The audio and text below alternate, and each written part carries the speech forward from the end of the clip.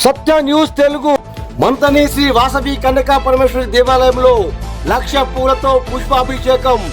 పెద్ద ఎత్తున తరలివచ్చిన భక్తులు. 1,00,000 పూలతో పూలాభిషేకం, వారి గురువారు రాక, ఇవన్నీ విషయాలు ఉంటాయి. పూర్తిగా చూడండి. సత్య న్యూస్ తెలుగు అని మా ఛానల్ సబ్స్క్రైబ్ చేసుకోండి. Welcome to Satya news. Vasavi Kanyaka Parameshwari దేవాలయంలో 1,00,000 పూలతో పూలర్చన కార్యక్రమంలో భాగంగా మనం మీదికి వెళ్తా ఉన్నాం. పూర్తి కార్యక్రమాన్ని అయితే మనం చూపిస్తాం ఇప్పుడు.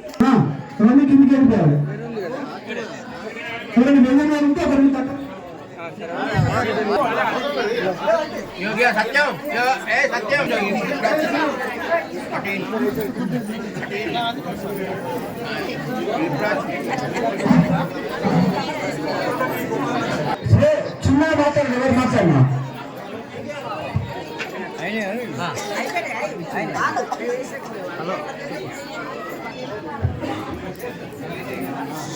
మీరు వేసుకున్న వాళ్ళు లేస్తే వాళ్ళు ముందుకు వస్తారు.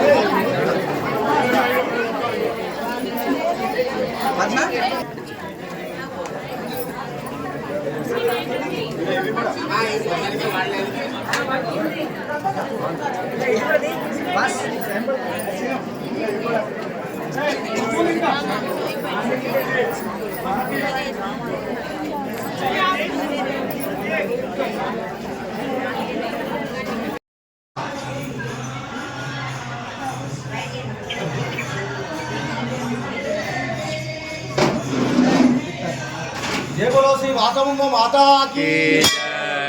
చూస్తా ఉన్నాం ఈరోజు పెద్దపల్లి జిల్లా మంతనికి సంబంధించినటువంటి ఈ వాసవి కన్యకా పరమేశ్వరి దేవాలయంలో 1,00,000 పూలతో పూలాభిషేకం బ్రహ్మాండంగా జరిగింది.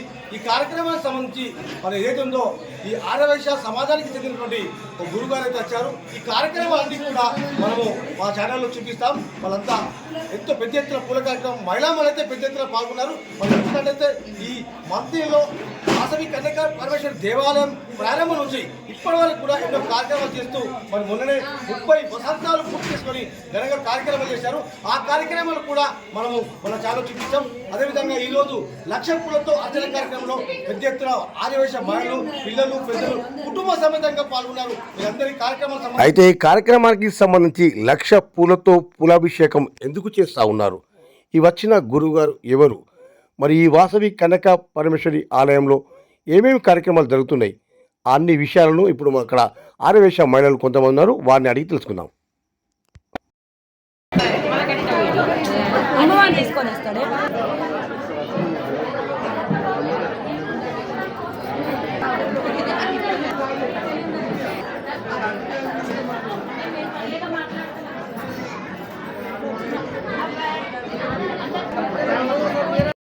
ఇక్కడ చూస్తా ఉన్నాం 19వ తారీఖు సాయంత్రం వారికి గురుగారికి ఘన స్వాగతంతో మంగళారతులతో పలుకుతున్నటువంటి సందర్భం ఇక్కడ విజువల్ చూస్తా ఉన్నాం. ఈ గురుగారితో మనం ఈరోజు పూలార్చన కార్యక్రమం బ్రహ్మాండంగా జరిగింది.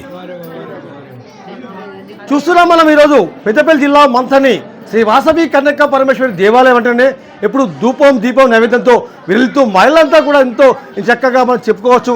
దీపావళి కావచ్చు, దసరా కావచ్చు, అనేకమైన కార్యక్రమాల్లో వారు ముందుంటారు. మరి ఈరోజు ఎంతో వైభవోత్సవంగా 1,00,000 పూలతో మరి కోలాహలంగా అంతా కూడా వాళ్ళు ఎంతో వైభవోత్సవంగా వారికి సంబంధించిన గురువుకు సంబంధించిన ఒక పెద్ద గురువు వచ్చారు. మరి ఏదైతే ఉందో మరి ఇక్కడ చూస్తూ ఉన్నాం, చాలామంది ఉన్నారు.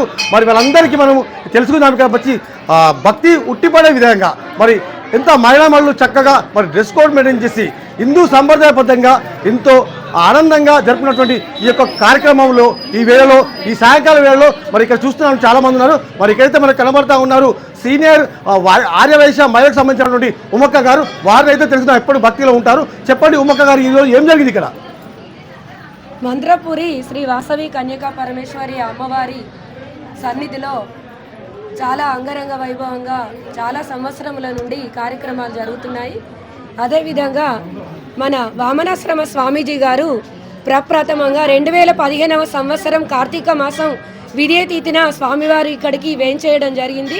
చాలా చక్కగా మా సోదరీమణులందరం కలిసి రంగవల్లులు దీపాలతో స్వాగతం పలికి స్వామివారిని ఆహ్వానించడం జరిగింది. అదేవిధంగా స్వామివారి ఆనందంగా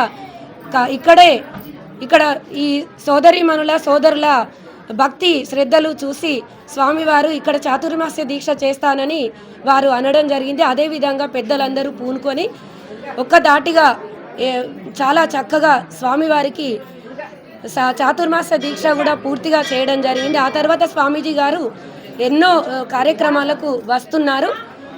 స్వామివారి సంకల్పం 102 వాసవి అమ్మవారి దేవాలయాలలో లక్ష పుష్పార్చన చేయుటలో వారి సంకల్పం మేరకు ఇక్కడ మన మంత్రపురి శ్రీ వాసవి కన్యకా పరమేశ్వరి అమ్మవారి సన్నిధిలో కూడా జరగడం మన అందరి అదృష్టం. ఈరోజు చక్కగా అంగరంగ వైభవంగా మన హైదరాబాద్ నుండి వివిధ రకమైనటువంటి పూలను సముద్రాల శ్రీనివాస్ దంపతులు, సముద్రాల శ్రీధర్ దంపతులు, అలాగే ఆర్యవైశ్య సంఘ అభినందనలతో చక్కగా ఇక్కడ ఆడంబరంగా కార్యక్రమం విజయవంతంగా ముగిసింది. స్వామివారు రేపు ఇక్కడి నుండి వెళ్ళి ఎల్లుండి పెద్దపల్లిలో కూడా ఇదే కార్యక్రమం జరుగుతుంది. జై వాసవి.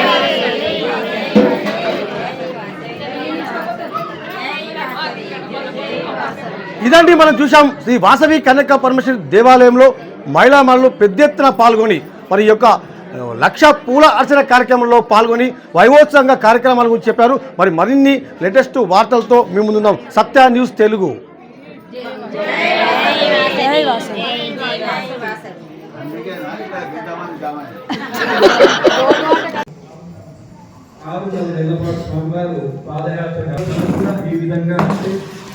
స్వామివారు చాలా మంది ప్రముఖ వ్యక్తులు, గొప్ప గురుసేవకులు స్వామి మేమే ఇస్తున్నాము అని చెప్పేసి ముందరికి వస్తే అలా కాదు. 800 గజాలు ఉంది. 800 ప్రతి ఒక్కరు కూడా దీనికి ప్రేరణ ఇవ్వాలి అన్న సంకల్పంతో ప్రతి దగ్గర కూడా ఈ యొక్క అంత పూర్వం కూడా వచ్చారు. అంత పూర్వం కూడా ఒకసారి వచ్చారు మన గ్రామ ప్రదర్శన చేసుకుంటూ. స్వామి మీ వెంబడి మీరు స్వాములు, మీ వెంబడి మీరు రావాలి.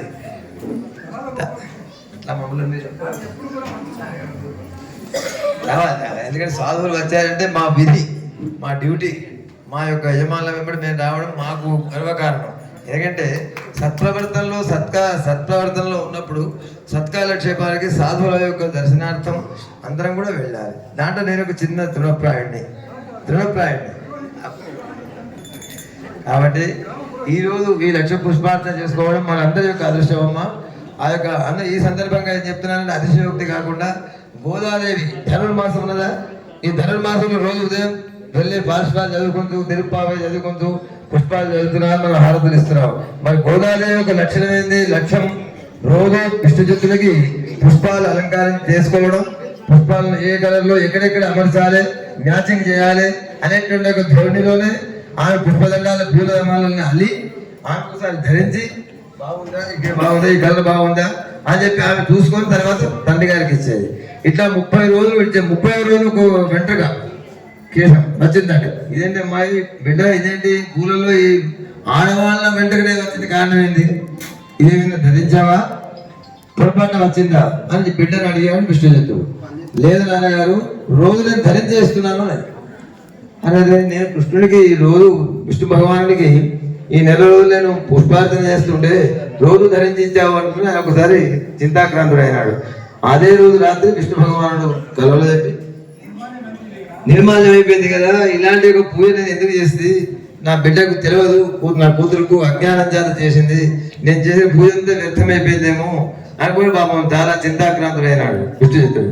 ఆ రాత్రి విష్ణు భగవానుడు కలలో వచ్చి, నాయన నువ్వు అలా చింతాక్రాంతుని కాకు, శ్రీరంగనాథులు గారు కళలు వచ్చి రేపు ఉదయం నాకు వివాహం చేయండి, నేను తప్పకుండా మీ యొక్క గోదాన్ని పెళ్లి చేసుకుంటాను. కాబట్టి నువ్వు ఆ విధంగా ఈ పుష్పమాల వైజయంతి కదా, వైజయంతి మాలనే భగవాన్ యొక్క వైజయంతి మాలనే గోదాగా జన్మించింది.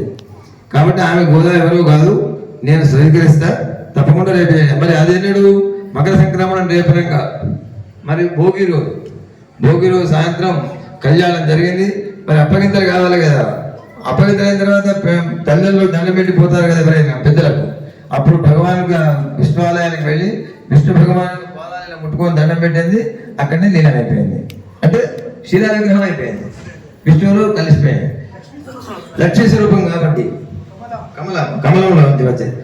ఇది ఎందుకు చెప్పారంటే ఈ కథ ఇలాంటి కమలాల యొక్క పూజ చేసిన యొక్క గోదాదేవి చేసిన ధర్మమాస సందర్భంగా స్వామివారు మన ఊరికి వచ్చి మన వాసవి కన్యక పరమేశ్వరికి 1,00,000 పుష్పార్చన చేయడం, అందులో మీరందరూ కూడా మనమంతా పాల్గొనడం మన యొక్క పూర్వజన్మ సుకృతం అనుకోవాలి. అమ్మవారి యొక్క కృప, గురువుల యొక్క అనుగ్రహం ఉంటే అసాధ్యం సుసాధ్యం అయిపోతాయి. కాబట్టి తప్పకుండా గురువులు అప్పుడప్పుడు మా మంత్రి గ్రామానికి వచ్చి మమ్మల్ని అందరినీ కూడా ధరింపజేయాలి అని చెప్పి మరొక కోరిక, మా చిన్న విన్నపం ఏమిటంటే, మాకు రాబోయే 27లో మా గోదావరి నదికి పుష్కరాలు వస్తున్నాయి. పుష్కర సందర్భంగా మీరు వచ్చి ధరింపజేయాలి. మీకు కూడా ఇక్కడ మా భక్తులంతా ఆశ్రయం కల్పిస్తారు.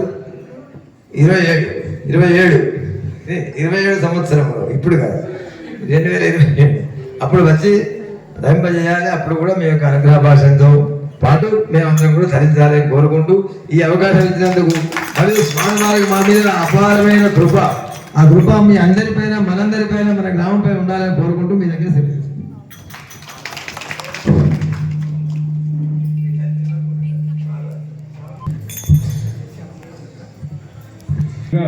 మన మారుతి శర్మ గారు గోదాదేవి గురించి, అట్లాగే ధనుర్మాసంలో జరిగేటటువంటి మంద్రపురి భక్తులు చాలా ఎంతో ఆసక్తిగా చూస్తున్నారు స్వామివారి రాకకై. సో ఫ్రెండ్స్, ఇదండి శ్రీ వాసవి కనక పరమేశ్వర దేవాలయంలో 1,00,000 పూల అభిషేకం కార్యక్రమం సందర్భంగా మా ఛానల్ సత్య న్యూస్ తెలుగు భక్తి ముక్తి ప్రత్యేక కార్యక్రమం చూశారు కదా. మరిన్ని లేటెస్ట్ వార్తలు తీసుకొద్దాం, కానీ మా ఛానల్ అయితే సబ్స్క్రైబ్ చేసుకోండి, లైక్ చేయండి, షేర్ చేయండి, మీ అమూల్యమైన కామెంట్ పెట్టండి. సత్య న్యూస్ తెలుగు మరిన్ని వార్తలతో మళ్ళీ కలుద్దాం. ఆదాబ్, నమస్తే, ఓనక్కం, శుభఖైర్, శుభరాత్రి. సత్య న్యూస్ తెలుగు సదా మీ సేవలు. ధన్యవాదాలు.